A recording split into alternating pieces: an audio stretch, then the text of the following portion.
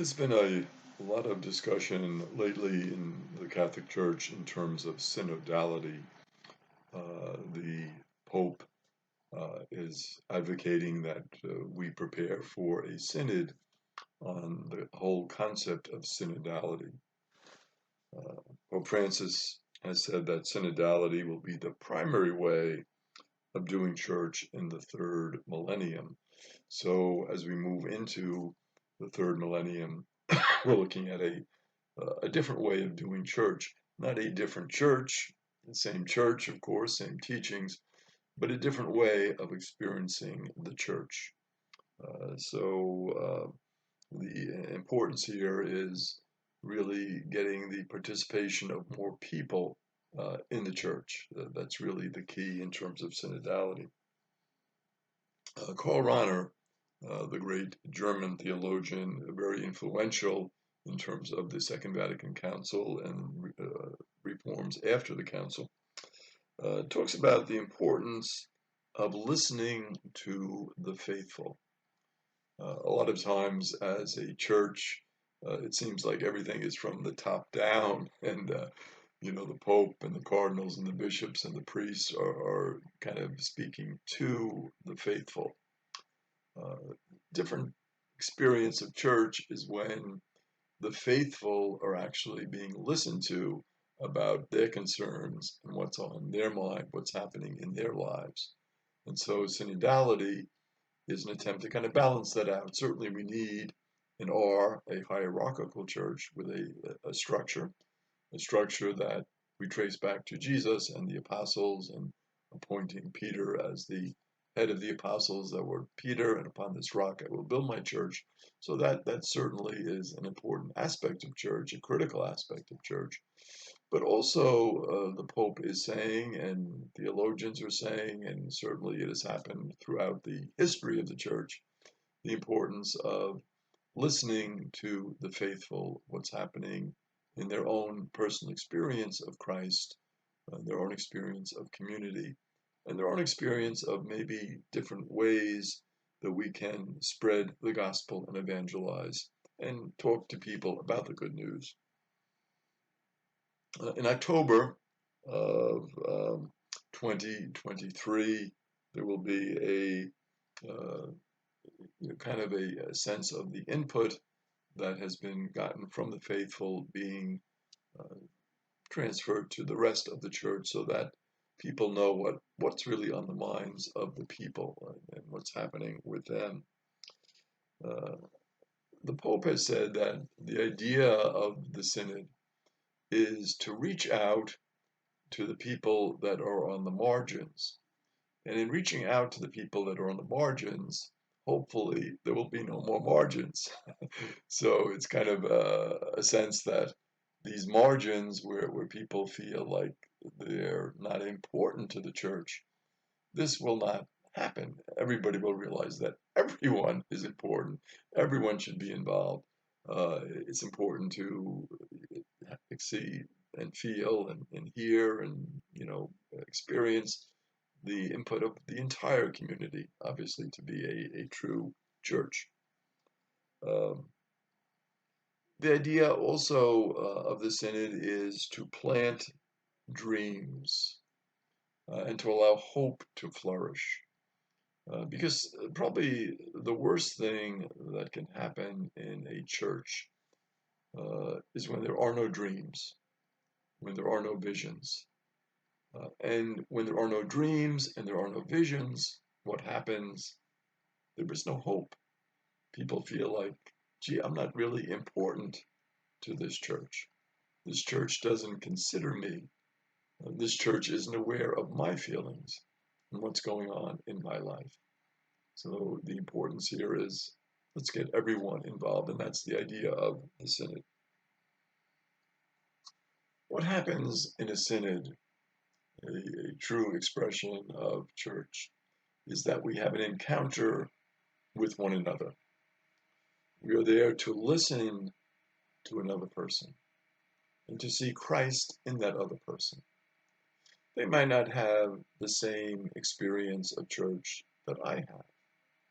It might be different depending on their community.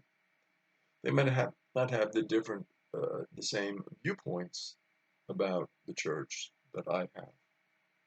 But that's not really important or significant in synodality. What's important is I am there to listen to them, they're there to listen to me, and from that mutual listening to one another, we develop a deeper sense of community, of understanding one another, and ultimately of loving one another and caring for one another. And what happens in that encounter, and that is extremely important, is we become a church that truly listens to the Holy Spirit. Because we believe that we are baptized in the Holy Spirit, we are confirmed in the Holy Spirit, we are temples of the Holy Spirit, and the Holy Spirit is in each and every one of us. In order to facilitate that, it's important to have a spiritual conversation with others.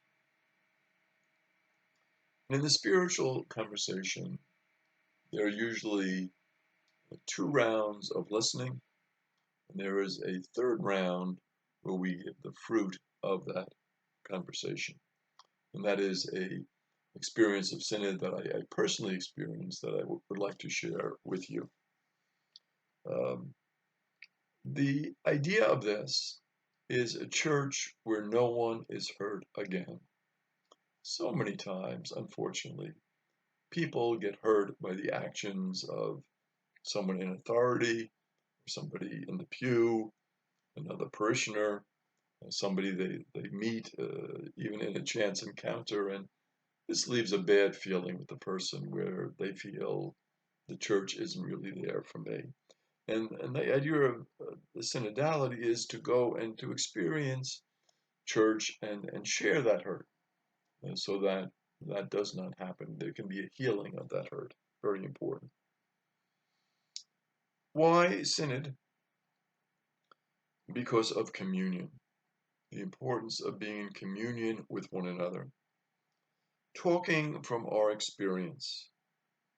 And in the synodal process that I experienced, it was very good because everyone had the same amount of time. Sometimes, unfortunately, when you gather people together in church, you have somebody who dominates the conversation. And this really should not be in a synodal experience. Everyone should be given an equal amount of time.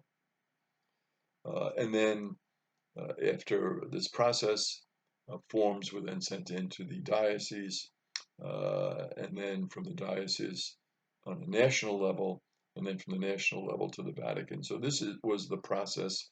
You go from the local to the larger, so that everyone's experience is shared. And in it, we really own our experience. It's not a debate. We're not here to argue and convince people that our position is the right position on some matter of church discipline.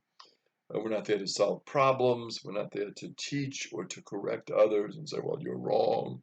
You know, this theologian says this, or this is what the Second Vatican Council taught, and therefore you're wrong. No. There is a reverence for all, there's respect, and everything is done in a spirit of confidentiality. And really, the keynote here is respect. The R for respect is responsibility. The E is empathy.